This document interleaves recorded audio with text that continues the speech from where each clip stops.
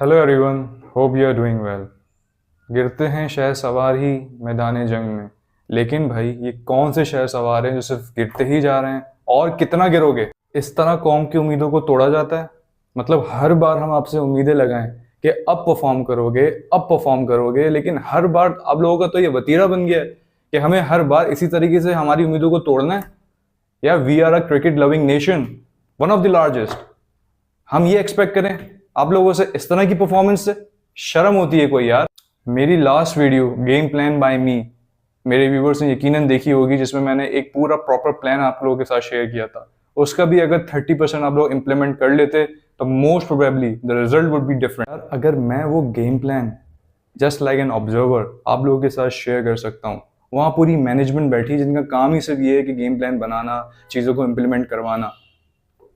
Clueless, everything was clueless यार। India has wiped out not only Pakistan, our only hopes, जिससे हम खुश होते हैं। India has not only wiped out Pakistan from the Champions Trophy, but Pakistani players itself has also make a huge disappointment for us, for loving them, for encouraging them, for appreciating them. Back to the analysis, what actually went wrong that Pakistan has wiped out from the Champions Trophy. To be very honest with you, Pakistan went everything wrong. Starting from the toss. As an Indian fan, I would be very happy that India has lost the toss because Pakistan ने toss जीत के bowling नहीं की, batting की।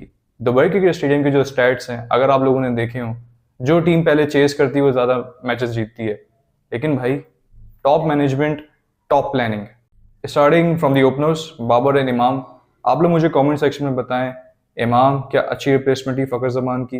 क्या और मजीद कोई explosive batsman नहीं पड़े थे? क्योंकि फ़खर जमान जिस तरह का डायमेंशन प्लेयर है हमारे पास, पावर प्ले में हमें ऐसा बंदा चाहिए जो स्ट्रॉन्ग खेले। क्या इमाम वो बंदे थे एक्चुअली? क्या मोहम्मद आरिस और मजीद प्लेयर्स ऐसे नहीं है जो एक्सप्लोसिव बैठे हुए हैं, सिर्फ इंतजार में कि उनको सेलेक्ट किया जाएगा? बाबर एंड इमाम opening stand which was 41 run, जिसमें से इंडिया ने मैक्सिमम रन आपको गिफ्ट किए थे। और बाबर आजम अगेन उसी बॉलर से आउट हुए जिसका मैंने आपको वार्न भी किया था और जो मैंने ऑब्जर्व भी किया था कि हार्दिक पांड्या ऐसे बॉलर हैं जिनकी बॉल पड़ती है और स्किट होती है। वही हुआ, बाबर अपनी विकेट खो गए। विकेट लूज होने के बाद पाकिस्तान टीम अगेन प्रेशर में चली गई और इमाम को बाबर के साथ इतनी जल्दी थी चाय पीने की कि वो थोड़ी ही देर बाद रन आउट होके उनके पास चले गए और कोई भी बाउंड्री हिट नहीं की। 26 balls, 0 boundaries. Partnership between Rizwan and Saud Shakeel, partnership was good, लेकिन डॉट बॉल्स बहुत थी।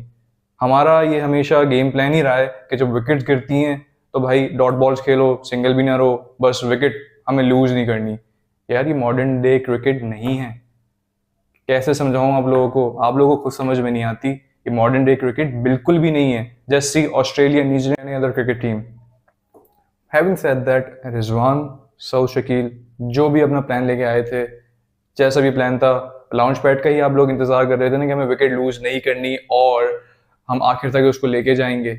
भाई जब आप लोग इस पोजीशन में आ गए थे कि आप लोगों को क्लच मोड ऑन करना था और इवन दो आपको 2 चांसेस दिए गए, रिजवान को भी और सऊद शकील को भी आउट होने से पहले, आप लोग फिर भी अपनी विकेट थ्रो करके चले गए।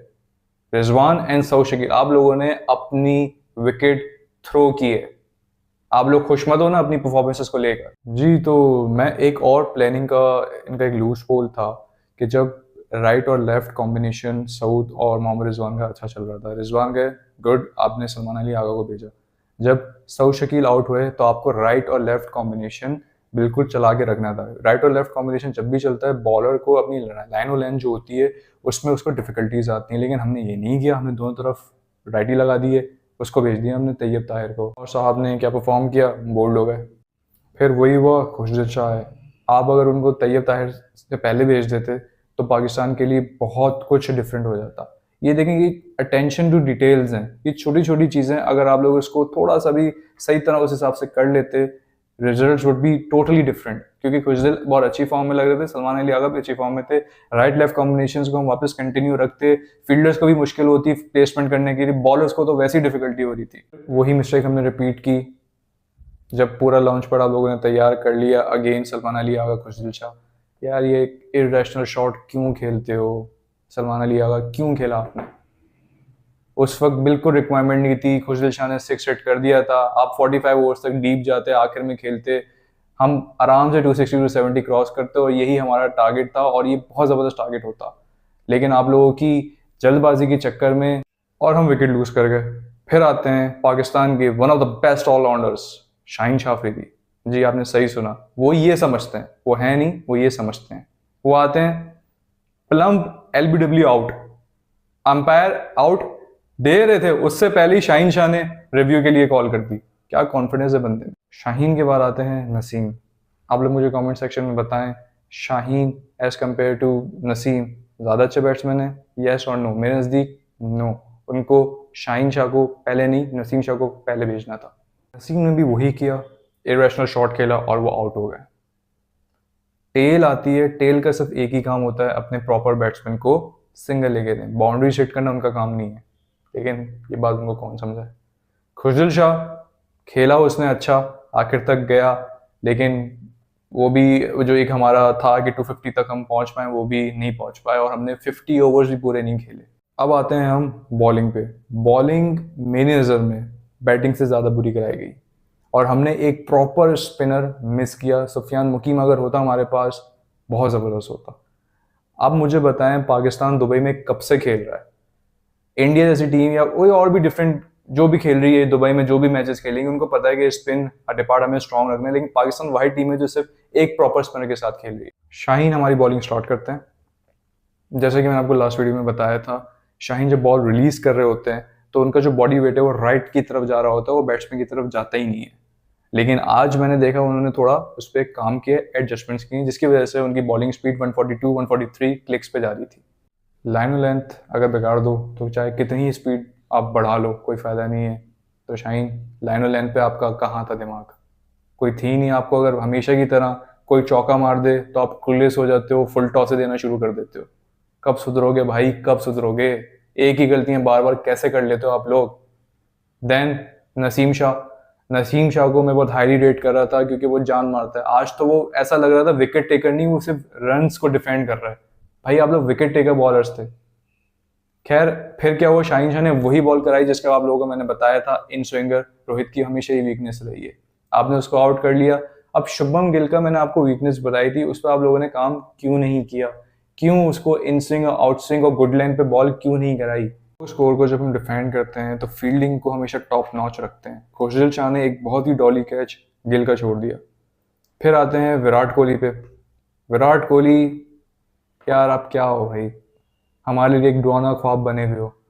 लास्ट वीडियो भी मैंने आपको यही कहा था, आप हमारे लिए डुआना ख्वाब हो, और आज आपने फिर सेंचुरी मार दी। और पाकिस्तानी बॉलर्स, क्या आपको कोहली की वीकनेस नहीं पता? मैंने ऑब्जर्व किया है, I am not a cricket expert, मुझे पता है कि वो फोर्थ ऑफ स्टंप बॉल पे फंसता है। किसी एक ने उसको वो बॉल नहीं कराई। इनिशियल हमने उसको टाइम ही इतना दे दिया। आपको पता है कोहली जब इनिशियल आता है, वो टाइम अगर आप उसको दे दो फिर वो मैच ले जाता है। कोई स्लिप नहीं लग रही उसके लिए, कोई ऑफ पे वो ball, fourth off stump ball, यार उसके लिए एक सिंपल फॉर्मूला है, किसी एक ने भी वो बॉल नहीं कराई उसको। यार अबरार ने जो गिल को बॉल कराई, मेरे नजदीक वो तुक्का था, क्योंकि उसके बाद एक भी बॉल उस जैसी नहीं कराई गई। बैट्समैन अय्यर, उनके लिए लास्ट वीडियो में मैंने आपको जैसे कहा था, जब भी वो आए हारिस रऊफ को लेकर आना और बाउंसर कराना। रिजवान साहब हारिस रऊफ को लेकर तो आए, लेकिन कोई बाउंसर ही नहीं दी उसको।